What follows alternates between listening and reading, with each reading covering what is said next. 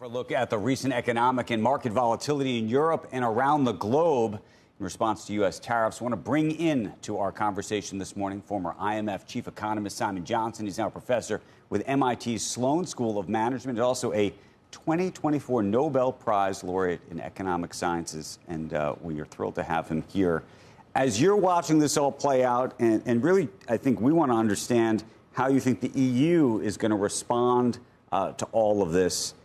If you were to sort of map out the possible permutations, what does it look like? Well, the EU is obviously thinking pretty long and hard about this, Andrew. They are not going to roll over. I don't think they're going to, want to seem meek or entirely compliant. They have offered a zero-for-zero deal on industrial tariffs, kind of a nice, strong offer. I think actually they put that on the table before Liberation Day, and I think it's probably still on the table. And they could go as far as their so-called anti-coercion instrument, which will allow them to take countermeasures against U.S. exports of services. That would be pretty dramatic. But I think there's some countries within the bloc, including Ireland, for example, that are going to want them to tread carefully. So they'll try to negotiate. Just as Secretary Bessent said on your show a little bit earlier, negotiations are open. It takes a long time. It's messy. But I think the EU will try to be constructive and positive about this. Simon, the question is, to the extent that we're talking about VAT tax, I mean, part of this is the tariff piece, and then part of it is going to be VAT and all sorts of other component parts to this, and each country is doing a different thing. And so I'm trying to understand how they would be able to do it as a bloc. Well, the EU can do a lot of things as a bloc. That's not a problem, Andrew. It's slow and tedious and a little bit boring from an American perspective, sure, but that they can do. The value-added tax is a massive red herring, or worse than a red herring. Value-added tax is not discriminatory against imports. It's nothing to do with trade. Simon, I don't disagree with you. I'm just suggesting if you speak to the Treasury Secretary or you speak to Peter Navarro, they would argue to you that the VAT is a component part of their problem with what's happening inside the EU. Well, Peter Navarro definitely says that. And I listened very carefully to what the Treasury Secretary was saying on your show a little while ago, and he was not saying that, Andrew. So that the administration, once again, needs to get on the same page. And the VAT is going to be a very important sticking issue with the EU. They're not going to get the EU to roll back or withdraw VAT. It's a massive, very important source of revenue. It's how they structure their entire public finances. That's a non-starter. And so the question, Andrew, is, are we really in a good faith negotiation? Zero for zero would be a pretty good deal, actually. And there's other things you could get from the Europeans, other things we could give them. Or are the negotiations entirely fictitious and it's just going to be a shouting match, in which case I think we're back to a lot of problems for the world economy. What do you make, though, of the politics inside of Europe as it relates to how they feel about the U.S. and how they feel about how this could all play out and how much leverage that would give the EU or not to make a deal? Well, that's a great question, Andrew. Obviously, all of this is seen in the broader context of Russia, Ukraine, what's happening to NATO.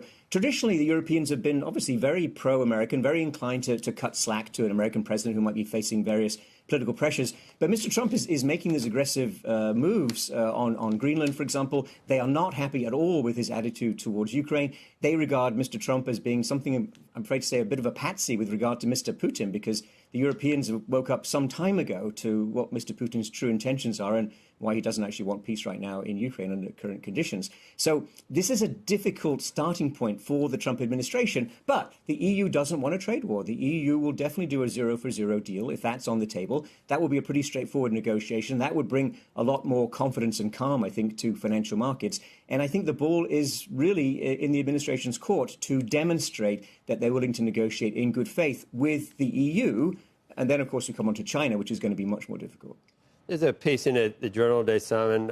The president's foreign policy is doing irreversible damage to the greatest geopolitical brand ever created. Is the die already been cast? I'm not convinced that we're past the point of no return on that. And it was also pointed out to me yesterday that I think U.S. GDP's doubled in the last decade or something. Europe is flat. Who's getting screwed? I mean, who's taking advantage of whom? There's a lot of reasons why Europe is sort of mired in the muck, but that's the bottom line. Is we're doing pretty well globally as a country. Look, Joe, we're doing great globally as a country. The headline numbers are very strong compared to any reasonable comparison, right?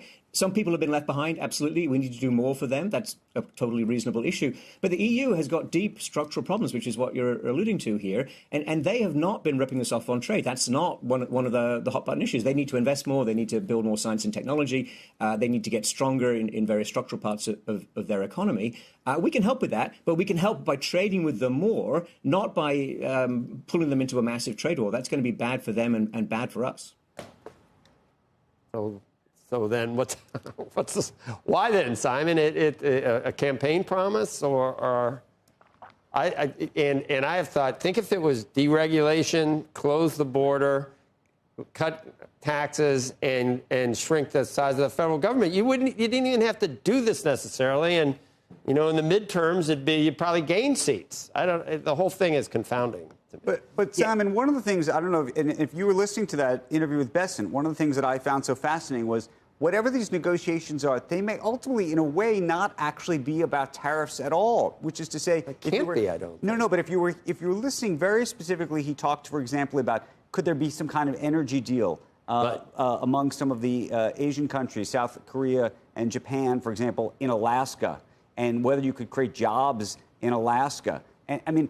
That has nothing to do with tariffs. It might all be negotiated. But the point is, it might be this sort of patchwork of deals, and maybe this is just some way to try to create leverage over the globe. Now, I don't know if that ultimately works, because I do wonder politically whether other countries start to look at this as some other kind of scheme, and I just don't understand it.